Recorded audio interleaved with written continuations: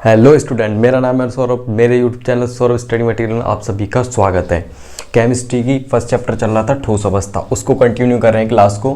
उससे जो हमने पढ़ा था क्रिस्टल जालक में अवयवी कणों की संख्या, वो हमने इससे पहली वाली वीडियो में पढ़ लिया था, है ना। अब अगला टॉपिक था हमारा संकुलन क्षमता। अब देखो, जो हमारा क्रिस्टल होता है ना, क्रिस्टल जालक कैसा होता है? ऐसा ही तो होता है हमारा क्रिस्टल जालक।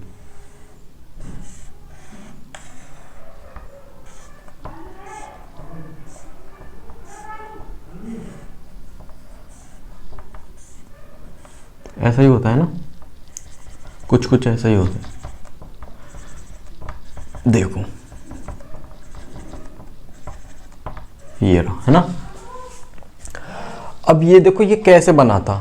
ये ऐसे नहीं बना था। ये बना था कि चार गोले आगे हैं, चार गोले पीछे हैं, उनके केंद्रों को मिला दिया, तब जाके ये हमने देखने के लिए निकाला है। देखो, मैं और स्ट्रक्चर तो मैंने यहाँ पे दे दूंगा, उससे समझ लेना ये क्या है। तो इसमें क्या है, जब चार गोले यहाँ, चार गोले वहाँ रख जाएंगे, तो कुछ इसमें क्या होगा, कुछ स्थान रिक्त होगा। मतलब कुछ स्थान इसमें पूरी तरह से गोले भरते नहीं है। आप जानते हो, अगर एक गोला यहाँ रख दें, एक गोला यहाँ रख दें, एक गोला इसके पीछे, एक गोला, तो उसके बीच में भी और उस साइड में भी कुछ कुछ जगह पे ऐसा होता है कि रिक्ति बन जाती है, मतलब खाली जगह रहती है। तो उसको क्या कहते हैं हम? संकुलन क्षमता कहते हैं, ठीक है ना। उससे निकालते हैं। मतलब ये जो गोले हैं, ये जो गोले, इस पे ये गोले के केंद्र हैं। वैसे ये मैंने गोले के केंद्र लिए हैं, ठीक है ना। और ये वैसे क्या है, मैं यहाँ स्ट्रक्चर में देख सकते हो आप, वैसे ये पूरे गोले हैं, और ये वैसे मैंने उनके केंद्रों को मिला के एक ऐसी वो बना ली है, मतलब घनीय क्रिस्टल जालक बना लिया मैंने, घन के रूप में दिख रहे हैं, ठीक है ना। तो उनके बिंदु मैंने यहाँ पे लगा लिए हैं। अब क्रिस्टल जालक के जो ये गोले हैं, ये इसके कुल आयतन को जितना घेर रहे हैं ना, इसके आयतन का जितना भाग घेर रहे हैं, उसे संकुलन क्षमता कहते हैं, ठीक है। देखो, और समझ में नहीं आ रहा? अब आएगा। देखो, क्रिस्टल जालक में अवयवी कण। अब ये क्रिस्टल जालक है एक, और इसके जो अवयवी कण है, देखो, जब ये क्रिस्टल जालक होती है, उसके कणों को अगर काट के दिखाया जाए ना, तो देखो यहाँ पे दूंगा एक स्ट्रक्चर, वहां से देख लेना, कुछ कुछ स्थान उसमें खाली दिख रहा होगा, है ना। वैसे ही तो क्रिस्टल जालक में अवयवी कण, क्रिस्टल जालक है ये, और इसमें अवयवी कण, क्रिस्टल जालक के कुल आयतन का, मतलब क्रिस्टल जालक में ये कण और क्रिस्टल जालक के कुल आयतन को जितना भाग घेरते हैं, जितना भाग घेरेंगे ये इसके अंदर, उसे क्रिस्टल जालक की संकुलन क्षमता कहते हैं, ठीक है। ये होगी इसकी डेफिनेशन, ठीक है। अब मैं इसको समझाता हूँ क्या है। इसका फॉर्मूला आएगा एक, जो कि हमें SCC, DCC और FCC के लिए निकालना होगा। जैसे कि SCC, BCC और FCC, इनके जो प्रभावी कणों की संख्या आई थी, इसकी एक आई थी, इसकी दो आई थी, इसकी चार आई थी। प्रभावी कणों की संख्या निकाली थी ना इससे पिछली वाली वीडियो में हमने, बाद में जो निकल के आई थी, जैसे ऐसे SCC में 8 होती है, और एक कण पे जो होता है 8 होता है, ये इससे ये कट गया, एक बचा। BCC में क्या होता है, उसके पूरे केंद्र पर होता है, 8 तो होते ही होते हैं, और एक कण का योगदान 1/8 होता है, और एक ये पूरा होता ही है उसके केंद्र पर। तो इससे क्या हुआ, यहाँ एक बचा है, यहाँ एक बचा था, इसको जोड़कर 2 आ गया था। FCC में क्या था? FCC में ये था कि 8 कणों पर होते हैं कुल, और एक कण का योगदान 1/8 होता है, और फलक कितने होते हैं इसके? 6 फलक होते हैं, और एक फलक का 1/2 होता है। 2 से 3 बार कट गया, तो इसका 1 आया, इसका 3 आया, मिला के 4 आ गया, ठीक है। तो ये ऐसे आए हमने, जो कि पिछली वाली वीडियो में हमने पढ़ लिए थे ये। तो ये हमें यूज कर रहे हैं आगे कि FCC में संकुलन FCC के प्रभावी कणों की संख्या 1 है, और ऐसे करके, ठीक है। अब मैं तुम्हें पढ़ाऊंगा इसका फॉर्मूला निकल के कैसे आया था। देखो, हमने क्या था, अगर किसी का भी हम परसेंटेज निकालते हैं, तो उसका क्या करते हैं, जैसे कि मैं किसी स्कूल में पढ़ रहा हूँ, और जैसे कि माना कोई भी है, उसके 100 मार्क्स, मतलब कोई पेपर होता है वो 100 का होता है, 100 मार्क्स का होता है। अब उसमें से उसके आए कम से कम 81 नंबर आए, मान के चलो, सपोज करो। और जब उसकी हम परसेंटेज निकालेंगे तो 100 से गुणा कर देंगे, ठीक है। और जब इसकी परसेंटेज निकालेंगे तो कितने आएगी? 81%। अब इसका कहने का मतलब क्या, कुल कितना है वो, पूरा कितने का है, पूरा पेपर कितने का? 100 का, लेके कितना आया वो? 81। बाकी का खाली कितना है, जितना इसमें से 100 माइनस 81 माइनस कर दो, जो बचेगा वो इतने, मतलब इसमें जो कमी थी वो इतनी कमी है कि वो इतना नहीं पढ़ा, इसकी वजह से उसे इतने कम नंबर आ गए, मतलब इसकी वजह से उसे 89 आए। अगर वो चाहता तो और मेहनत करता और फुल नंबर आते, ठीक है, वैसे करके। अब मैं इसको इससे अब जैसे इसको करते हैं तो एकक कोष्ठका का आयतन, एकक कोष्ठका का क्या आता है, हम पूरा आयतन लेते हैं हम एकक कोष्ठका का। तो यहाँ हम फॉर्मूला लिखते हैं, ये हो गया हमारा एकक कोष्ठका का आयतन, ठीक है। इससे इसको इससे रिलेट करके इसको समझा रहा हूँ, जो इसका फॉर्मूला आएगा, ठीक है। एकक कोष्ठका का आयतन, एकक कोष्ठका क्या होती है, ये रही हमारी एकक कोष्ठका, ठीक है ना। अब इसका कुल आयतन मतलब पूरा आयतन, एकक कोष्ठका का पूरा आयतन मतलब 100% पूरा, ये एकक कोष्ठका का पूरा आयतन। और अवयवी कणों की संख्या यहां लिखेंगे हम, अवयवी कणों की, अवयवी कणों का आयतन,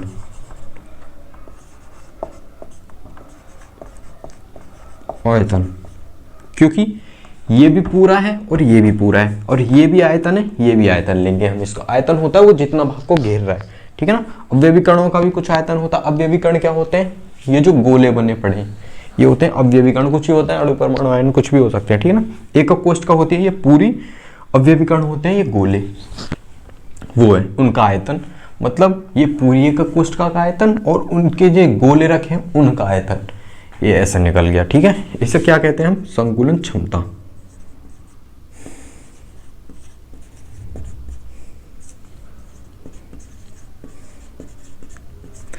अभी ये पूरा नहीं है। अब देखो अवयवी कणों की संख्या, अवयवी कणों का आयतन कैसे निकालते हैं, मतलब अवयवी कणों की संख्या गुणा एक कण का आयतन, अवयवी कणों की संख्या गुणा एक कण का आयतन बट्टे एकक कोष्ठका का आयतन, ठीक है। इसको लिखते हैं।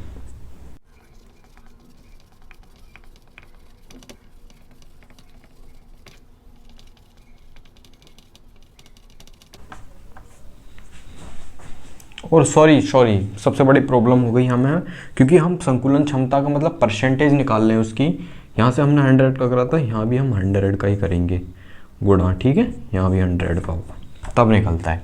अब देखो, अब मैं इसको समझाता हूँ। अवयवी कणों की संख्या क्या होती है, वो जो होती है ना प्रभावी कणों की संख्या Z, उससे हम इसको रिलेट कर देंगे, ठीक है। इसकी जगह क्या लिख देंगे हम, Z। मैं इसको यहाँ इसको मिटा के आगे यहाँ पे कर देता हूँ, ठीक है। यहाँ से करेंगे हम इसको, यहाँ अवयवी कणों की संख्या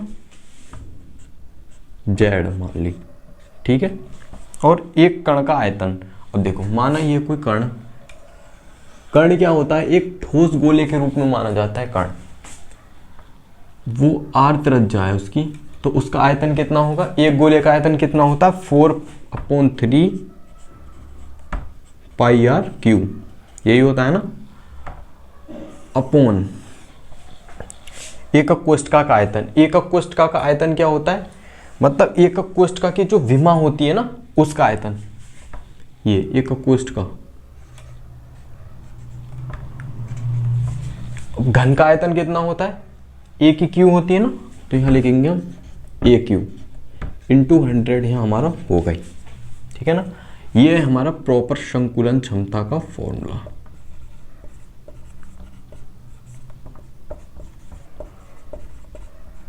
ठीक है, ये निकल गया है हमारा संकुलन क्षमता का फॉर्मूला।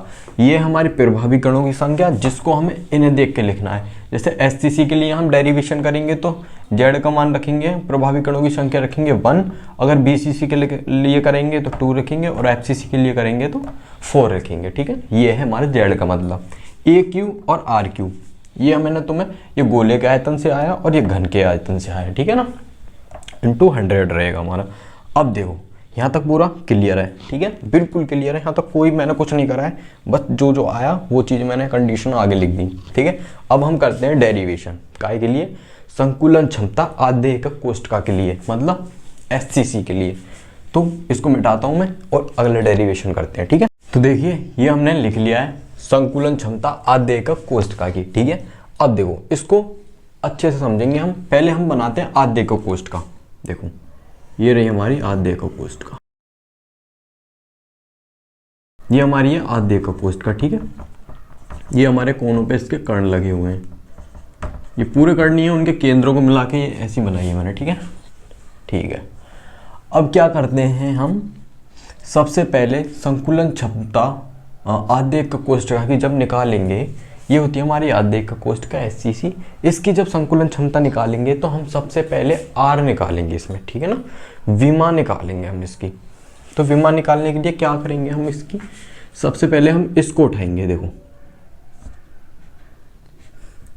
इस वाली लाइनिंग को उठाएंगे। किसको, इस वाली को। जैसे मैं मार्कर चेंज करता हूँ, ये वाली लाइन है, इसको मैंने यहाँ रखा, इस वाली लाइन को मैंने यहाँ रखा, ठीक है।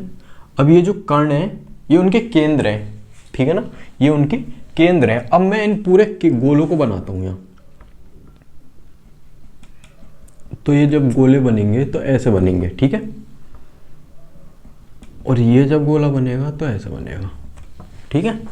ये बन गए हमारे गोले, और ये जो है ये हमारे इनके केंद्र हैं जो हमने इनको मान रखा है। ये गोले की तो केंद्र माने थे हमने, ये वैसे गोले थे, ठीक है ना, ये उनके केंद्र हैं। और ये मैंने इसको पूरा बना दिया, यहाँ पूरे गोले लग दिए, ठीक है। अब ये क्या है, ये हमारी क्या है, विमा A है। ये क्या है, हमारी पूरी विमा जो है हमारी ये A है।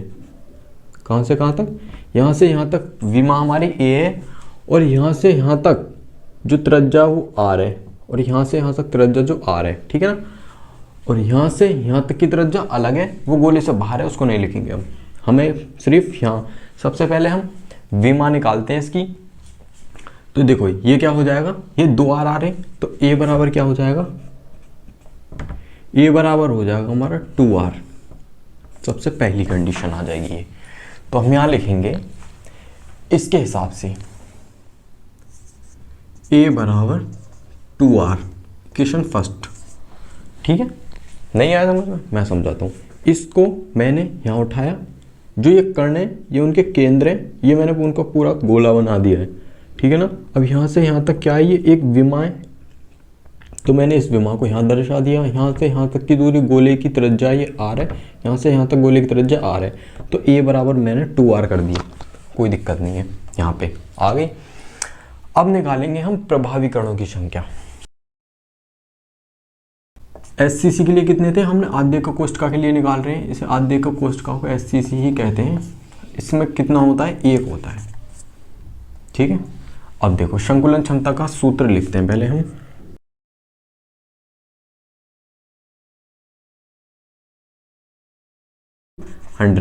ये हमारा संकुलन क्षमता का सूत्र है। तो हमें क्या क्या चीज निकल गई है, हमें ये एक Q है। सबसे पहले हमने A का मान निकाल लिया। A का मान क्यों निकाला है, देखो A का मान हम इसमें रखेंगे, उसका स्क्वायर करेंगे तो R से R कट जाएगा, वो हमें और इजीली हो जाएगा उसको करने में, ठीक है, इसलिए हम करते हैं। तो Z का भी मान निकल गया हमारा, और सब चीज़ हमारी रेडी है। अब हम इस कंडीशन को इसमें लगा देते हैं, ठीक है। तो देखो सबसे पहले Z का मान रखो 1, लग दिया। इसको लिखो 4/3, डेरिवेशन चालू है, देखते रहना। पाई की वैल्यू कितनी होती है 3.14 इंटू RQ, ऐसा कैसा। AQ कितना है, AQ है हमारा 2R की पावर Q हो जाएगी, होल पावर इसकी, और इंटू 100, ये चल ही रहा था हमारा, ठीक है। अब देखो 1 का तो कोई महत्व है ही नहीं, अब इसको सॉल्व करेंगे हम आगे। तो ये आएगा 4/3 इंटू 3.414 इंटू RQ अपॉन, देखो इसका करेंगे 2 का, अगर Q करेंगे तो 8 आएगा, और R का Q करेंगे तो Q आ जाएगा। अब देखो RQ से RQ कट गया, यहाँ हमारा 100 था ही था, RQ से RQ कट गया, ठीक है, सिंपल, कोई दिक्कत नहीं। इसको यहाँ सॉल्व करेंगे 4/3, इधर से इधर कट गया तो हम क्या करेंगे 4 इंटू 314 पाई की वैल्यू है, और ये जो 4/3 थी इसको 3 को नीचे ले जाएंगे, 3 इंटू 8 हो जाएगा, इंटू 100। अब देखो अगर दोस्तों इसको सॉल्व करके आएंगे तो हमारी वैल्यू आएगी 5.2 इंटू 4%। ठीक है, ये वैल्यू इधर से सॉल्व करेंगे, इसको सॉल्व करके आएंगे तो ये वैल्यू निकल के आएगी। अब इसका मतलब क्या है, मतलब ये जो कण है इसको मानो हमने 100 है, 100% मानो, 100% है ये पूरा। अब इसको मानो कि गोलों ने इसका कितना भाग घेर रखा है, इतना 52.4% भाग घेर रखा है गोलों ने, और जो भाग खाली है वो 100 माइनस 52.4 माइनस कर देंगे, इतना भाग हमारा खाली बचेगा। ठीक है, ये इसका मतलब है, समझ में आया होगा। ठीक है, कहने का मतलब है ये 5 जो ये निकला है 52 इंटू 52.4 जो निकला है, इसको मान के चलो ये कोई हमारा 100% है, 100% भरा हुआ है। ठीक है ना। अब ये जो है हमारा जो गोला है वो इतने भाग से भरा हुआ है, मतलब इतने भाग इतने घेर रखा है इनके द्वारा, गोलों के द्वारा। अब जो बचा हुआ भाग कितना है, बचा हुआ भाग सिंपली है 100 माइनस इतना बचा हुआ भाग है, वो इतना भाग इसका रिक्त है, मतलब खाली है। ये हो गया हमारा संकुलन क्षमता का डेरिवेशन आधे एकक कोष्ठक के लिए। अब निकालेंगे हम एफसीसी के लिए। ठीक है, नहीं बीसीसी के लिए, चलो एफसीसी के लिए कर लेते हैं पहले, कोई दिक्कत नहीं, बात तो एक ही है। हाँ तो दोस्तों ये मैंने अगला पॉइंट है, हमने सबसे पहले हम आधे एकक कोष्ठक के लिए निकाला था, अब हम फलक केंद्रीय एकक कोष्ठक के लिए निकालेंगे। ठीक है, सबसे पहले हम बनाते हैं फलक केंद्रीय एकक कोष्ठक। फलक केंद्रीय एकक कोष्ठक दिखने में हमारी ऐसी होती है, देखो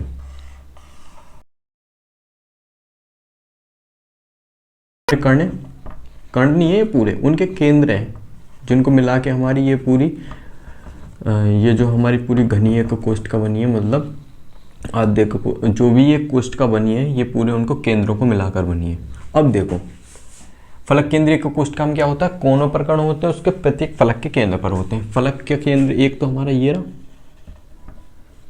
और एक फलक का केंद्र ये रहा, एक फलक का केंद्र ये रहा, एक फलक का केंद्र ये रहा, एक फलक का केंद्र बाहर वाला ये रहा, और एक फलक का केंद्र अंदर वाला ये रहा।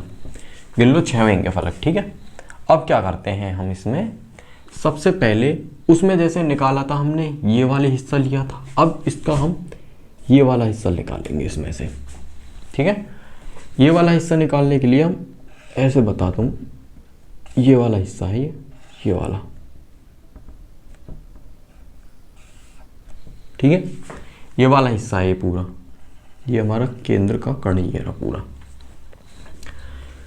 एक देखो अब मैं इसमें बनाता हूं पूरा गोले जो पूरे के पूरे बने हुए हैं। देखो ये एक पूरा गोला है, ठीक है, ये इसका केंद्र है, और ये एक पूरा गोला है, ये एक केंद्र है, और ये एक पूरा गोला है, ये एक केंद्र आ गया इसका।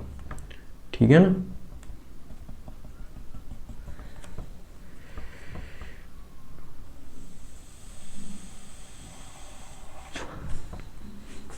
ठीक है, और ये क्या है, भुजा हमारी ए थी, हमारी ये भुजाएं ए है। ठीक है, अब क्या करते हैं हम इसको ए मानते हैं, इसको बी मानते हैं, और इसको सी मानते हैं। अब इसमें देखो ये ए हो जाएगा, और ये हमारी बी हो जाएगी, और ये हमारी सी हो जाएगी। ठीक है, अब हम पाइथागोरस प्रमेय निकाल के इसमें से हम क्या निकालेंगे, सबसे पहले ए बी निकालेंगे। ठीक है, क्यों निकालेंगे ए बी, क्योंकि हमें ये तो हमें पता ही है, क्योंकि ये हमारी जो है वो विमा ए है और ये विमा ए है। ठीक है, ये वाली और ये वाली हमें यहाँ से पता ही है। तो सबसे हम क्या निकालेंगे, ए बी निकालेंगे। ए बी नहीं पता है हमें क्या है, देखो ये क्या है, 90 का एंगल बन रहा है, तो सबसे पहले क्या बनेंगे, त्रिभुज का निर्माण हो रहा है, पाइथागोरस प्रमेय लगा देंगे। तो सबसे पहले क्या करेंगे, ए बी का स्क्वायर, मतलब कर्ण का स्क्वायर करेंगे हम, फिर लंब का स्क्वायर करेंगे। लंब क्या है हमारा बी सी, प्लस करेंगे और ए सी का स्क्वायर कर देंगे हम। ठीक है, ए बी स्क्वायर बराबर बी सी क्या है हमारा, ए का स्क्वायर प्लस ए का स्क्वायर। अब ए बी क्या है हमारा, ए बी स्क्वायर हो जाएगा हमारा 2a स्क्वायर, इसको जोड़ देंगे तो अब देखो ए बी जब स्क्वायर का यहाँ हटेगा तो ये आएगा √2a। ठीक है, हो जाएगा ना, जैसे स्क्वायर का हमने उधर ले जाएंगे तो अंडर रूट में हो जाएगा। ये हमारा ए बी आ गया। ठीक है, अब इसमें क्या निकाला था हमने, ये हमारी विमा के रूप में निकला है। अब हम क्या निकालेंगे इसमें, पहले संबंध निकालते हैं विमा और त्रिज्या के बीच में। सबसे अब हम इसमें निकालेंगे त्रिज्या के बीच में। तो त्रिज्या कैसे निकालेंगे, देखो ये पूरा गोला है और इसके यहाँ से यहाँ तक की त्रिज्या क्या हमारी, ये r हो जाएगी। अब ये यहाँ से यहाँ तक की त्रिज्या r है और ये यहाँ से यहाँ तक की त्रिज्या r है। दिख नहीं रहा होगा, फोकस करना, ठीक है ना। और मैं यहाँ पे डायग्राम दे दूंगा एक, उसमें देख लेना। और यहाँ से यहाँ तक की त्रिज्या r है, ठीक है। अब देखो ये विमा के लिए था, अब हम निकालेंगे त्रिज्या के लिए। अब त्रिज्या क्या आ रही है इसकी, मतलब ए बी क्या आ रहा है, ए बी बराबर 4r आ रहा है।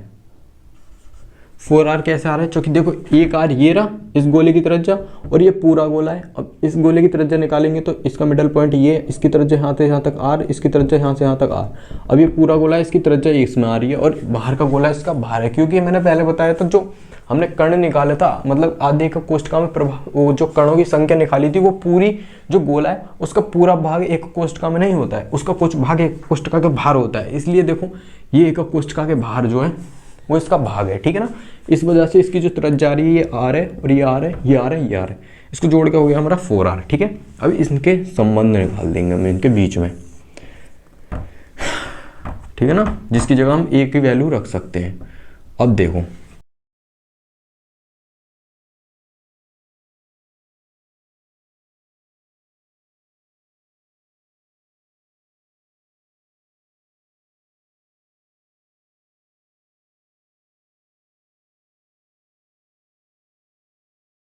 Four upon under root 2r निकलेगा, नहीं निकलेगा, a बराबर निकलेगा ना 4, ये 4 इधर आ जाएगा और अंडर रूट का जो है वो नीचे चले जाएगा और r हमारा यहीं रहेगा। अब देखो a को 4 को कैसे लिख सकते हैं, 2 into 2 under root 2 into r, इससे ये कट जाएगा, अंडर रूट यहाँ आ जाएगा, ठीक है।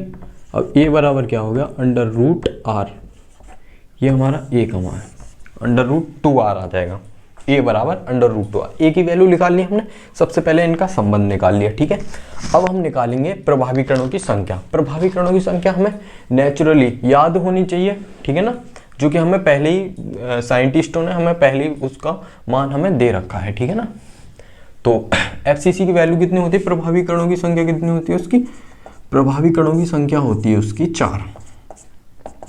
कैसे होती है, 8 कण होते हैं और एक कण का योगदान होता है 1/8। फलक कितने होते हैं, 6 होते हैं। एक फलक का केंद्र का जो एक फलक जिसका योगदान होता है वो 1/2 होता है। अब इसको सॉल्व करेंगे 1 आएगा, इसको सॉल्व करेंगे 3 आएगा, इसको पूरे को सॉल्व करेंगे 4 आएगा। इससे प्रभावी कणों की संख्या निकल देगा ये 4, ठीक है ना। अब निकालेंगे हम क्या, संकुलन क्षमता का सूत्र लिखेंगे, z इंटू 4/3, ठीक है, पाई r क्यूब अपॉन ए क्यूब इंटू 100, यही सूत्र है। अब लगा देंगे, यहाँ 4 आ जाएगा, z की वैल्यू 4 है और 4/3 आ जाएगा यहाँ, और पाई की वैल्यू हमें याद ही होती है 1.22/7 भी लिख सकते हैं, 3.14 लिख सकते हैं, और r क्यूब क्या है, r क्यूब।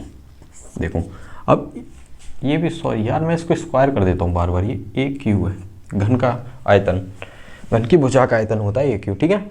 अब देखो, अब इसकी वैल्यू हम यहाँ से रख देंगे, इसकी वैल्यू जब यहाँ से रखेंगे तो ये आ जाएगी हमारी अंडर रूट 2r, आएगी नहीं आएगी, अंडर रूट 2r, नहीं सॉरी, ये क्या हो रहा था हमारा, ये अंडर रूट 2 था और ये 2 था, तो ये आ जाएगा 2 अंडर रूट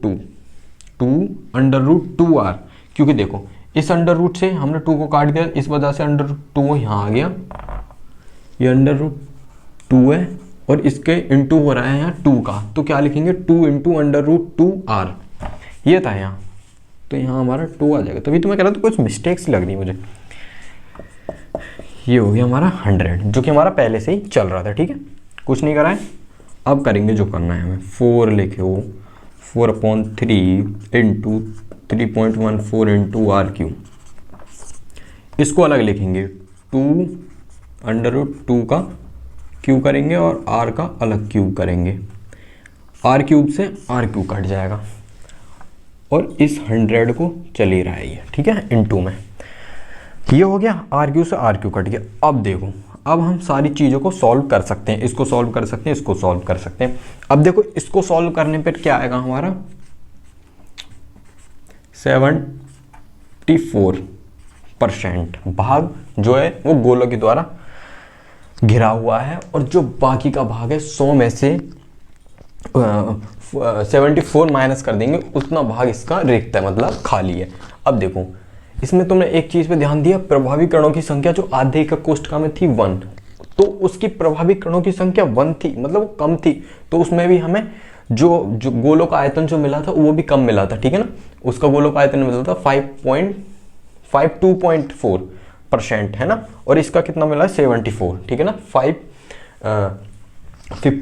52.4 में और 74 में बहुत अंतर होता है, तो देखो उसका अंतर बस यही है, क्योंकि प्रभावी कणों की संख्या इसमें ज़्यादा है, इस वजह से इसका ज़्यादा आया, उसमें प्रभावी कणों की संख्या कम थी, इस वजह से उसमें कम आया। अब देखो बीसीसी का दोस्तों हम अगली नेक्स्ट क्लास में करेंगे, ठीक है ना।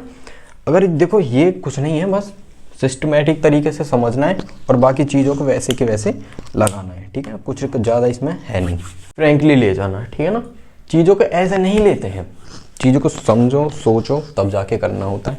जैसे मैं पढ़ा रहा हूँ वैसे पढ़ोगे तो रिजल्ट कुछ ना कुछ मेरे हिसाब से बनेगा, ज़रूर बनेगा। अगर मन से कुछ चीज़ हम करते हैं तो वो कुछ ना कुछ हमें देती है, ठीक है। अगर वैसे ही हम करते हैं, किसी चीज़ में हमारी लगन वगन कुछ नहीं होती है दोस्तों, वो तो फिर पता ही है तुम्हें क्या होता है, ठीक है ना। तो ज़्यादा एडवाइस ना देते हुए वीडियो को यहीं समाप्त करते हैं, तुमसे विदा लेते हैं। अगर वीडियो अच्छी लगी तो वीडियो को लाइक करना, शेयर करना, सब्सक्राइब करना। मिलते किसी नेक्स्ट वीडियो में, तब तक के लिए जय हिंद।